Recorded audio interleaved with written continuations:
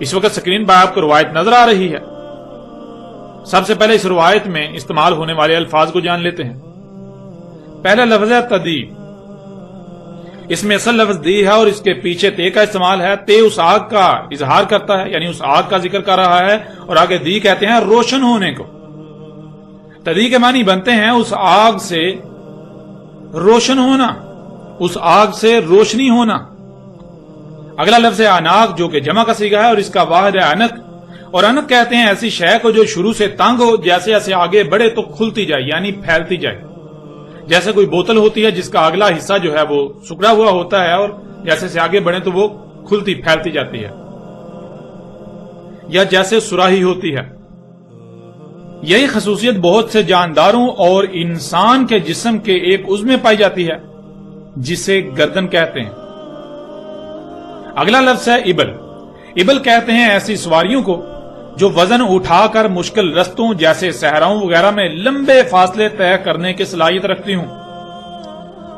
رسول اللہ صلی اللہ علیہ وآلہ وسلم کے وقت ایسی تمام صفات صرف اونٹوں میں پائی جاتی تھی، اس لیے اونٹوں کو اس وقت ابل کہا جاتا تھا. ویسے اونٹ کو عربی میں جمل کہتے ہیں. اگلا لفظ ہے بصرہ، جس کے معنی ہے دیکھنے کی صلاحیت.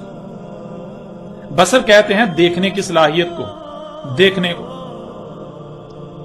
رسول اللہ صلی اللہ علیہ وآلہ وسلم نے کہا نہیں قائم ہوگی ساتھ حتیٰ کہ نکالی جائے گی آگ ارض حجاز سے، حجاز کی زمین سے. اس آگ سے روشن ہوں گی اناق الابل، یعنی بوجھ اٹھا کر لمبے فاصلے طے کرنے والی سواریاں روشن کریں گی کہ وہ روشنی جس مقام سے پیدا ہوگی وہاں سے سکڑی ہوگی، لیکن جیسے جیسے آگے بڑھے گی تو پھیلتی جائے گی جیسے سراہی ہوتی ہے. دیکھنے سے، یعنی اس روشنی سے دیکھنے کی صلاحیت پیدا ہوگی. ناظرین، آج آپ دیکھ سکتے ہیں کہ ایسی سواریاں وہ ٹرک وغیرہ ہیں جو راتوں کو سفر کرتے ہیں. اسی آگ سے وہ رستوں کو سراہی کی طرح روشن کر دیتے ہیں اور دیکھنے کی صلاحیت بڑھ جاتی ہے. اس روشنی میں ایسے دیکھا جاتا ہے جیسے دن کی روشنی میں دیکھا جاتا ہے. اس کے علاوہ آج موجودہ تمام کی تمام سواریوں میں یہ سب خصوصیات موجود ہیں. اور ناظرین، بالکل ایسی ہی ایک روایت مستدرک الحاکم میں بھی ہے جس میں یہ الفاظ زائد ہیں. رسول اللہ صلی اللہ علیہ وآلہ وسلم نے کہا دیکھیں گے اس کی روشنی میں جیسے دن کی روشنی میں دیکھتے ہیں. اب ناظرین، سوال یہ پیدا ہوتا ہے کہ کیا یہ سواریاں رات کو بالکل ایسے ہی رستوں کو روشن نہیں کر دیتی جیسے سراہی ہوتی ہے؟ جہاں سے یہ روشنی پھوٹتی ہے وہ جگہ چھوٹی سی ہوتی ہے، جیسے جیسے روشنی آگے بڑھتی ہے تو وہ سراہی کی طرح پھیلتی جاتی ہے، اور پھر اس روشنی میں بالکل ایسے دیکھا جاتا ہے جیسے دن کی روشنی میں دیکھا جاتا ہے. اور اس کی بنیاد وہی آگ خام تیل ہے. یہ حقیقت بھی آج آپ کے سامنے ہے. پھر اس طرح بڑھتے ہیں آگے اور دیکھتے ہیں کہ محمد رسول اللہ علیہ السلام نے اس آگ کے حوالے سے مزید کیا رہنمائی کی. رسول اللہ صلی اللہ علیہ وآلہ وسلم نے کہا جو پہلی اشراط الساعۃ ہیں، یعنی جن وجوہات کی بنا پر الساعۃ آئے گی، اس کی پہلی وجوہات میں سے پس آگ ہے جو نکالی جائے گی مشرق سے. پس وہ آگ انسانوں کو مغرب کی طرف اکٹھا کرے گی، یعنی اس آگ کی وجہ سے دنیا کے لوگ مغرب کی طرف ہجرت کریں گے. ناظرین، گزشتہ کئی دہائیوں سے آپ یہ سلسلہ بھی اپنی آنکھوں سے دیکھ رہے ہیں. پوری دنیا سے بالخصوص مشرقی ممالک جن میں اکثریت ان کی ہے جو خود کو مسلمان کہتے ہیں، ان ممالک کے لاکھوں نہیں بلکہ کروڑوں کی تعداد میں لوگ مغربی ممالک میں جا کر بس رہے ہیں، وہاں اکٹھے ہو رہے ہیں.